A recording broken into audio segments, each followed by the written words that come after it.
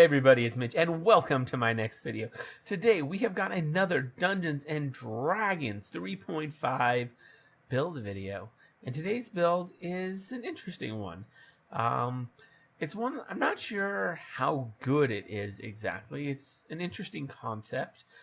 So this build is one that I'm like to call the surprise sorcerer.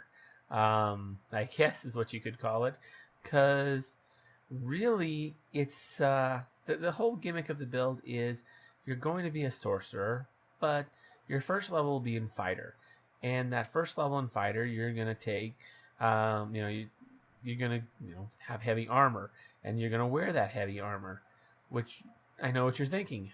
How are you going to be a sorcerer in heavy armor? That's problematic for arcane spell failure. Well, here's where we get into it. It's a weird Gish build. And the reason I picked Sorcerer over Wizard is, well, Sorcerers have more spell slots, and the fact that they have a limited number of spells known actually kind of works with this build, because the trick is you just only know spells with no somatic components, which is incredibly limiting. I know, which is why I don't know how good this build actually is. However, it does have the advantage of, you are going to be able to walk into battle with, your long sword and your tower shield and your freaking full plate armor, and everyone's going to look at you and be like, "That's a fighter."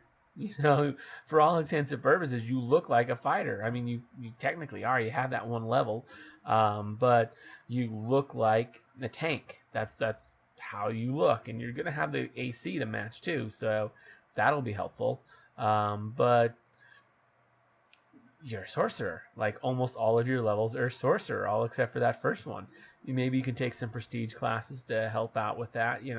I'm sure there's some good ones out there that could help.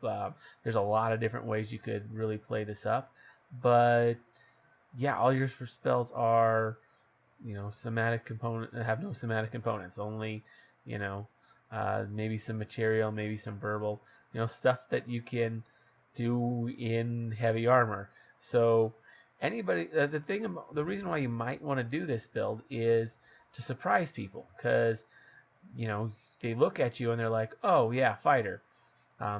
There's really no way to tell that you're not. I mean, you're just wearing heavy armor. It's not really a disguise.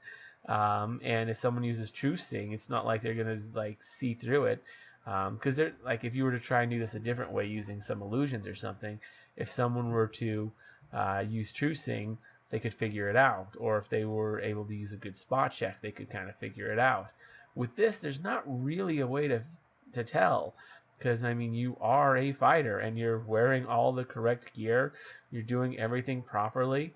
There's really no way to tell the difference. I suppose with a high enough spot, or maybe sense motive, you can kind of figure out that, oh yeah, you don't have the skills that a fighter would, that like your mannerisms are a little different than a typical fighter, particularly at higher levels. I guess you could tell that way, but that'd be a fairly high check, and it's hard to say whether it'd be spot or sense motive, because it feels like it'd be more of a sense motive check. And I'd say probably versus bluff, whereas, you might even get some advantages. It's kind of up to the DM. It's a weird ruling that doesn't really have set rules for. So, yeah, it probably would be bluff versus sense motive. For someone to try and figure that out. So if you happen to, I think sorcerers do get bluff as a class skill. So you could just max out your ranks in bluff and make it almost impossible for anyone to figure out that you're actually a fighter. Sorry, you're actually a sorcerer, and you're not really a fighter. So yeah. Now the power word spells are spells you could always grab. The Races of the Dragon has a number of power word spells for each level, so you grab some of those. Some of them are decent, some of them not so much. They really range wildly in how good they are.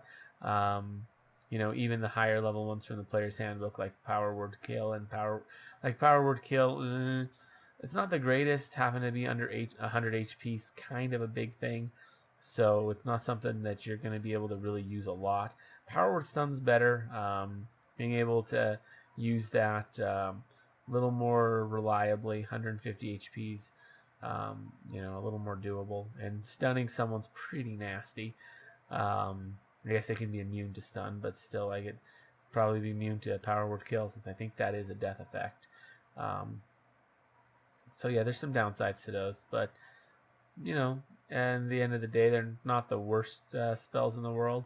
There's some other ones that don't have somatic components as well, and it's not just the power word. Those are just examples of some particularly prominent ones.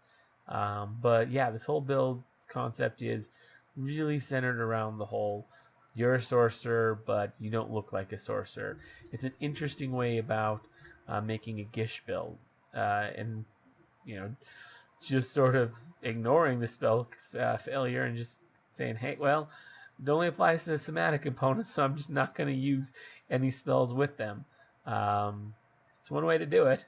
How good it is questionable. I will admit that one. But yeah, I'm curious. Well, what do you guys think of this build idea? Leave that in the comments below.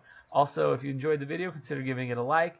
That really helps out the channel. Consider subscribing, for more videos just like this. Maybe ring that notification bell, because YouTube is terrible about giving you notifications. But anyways, as always, I'm Mitch.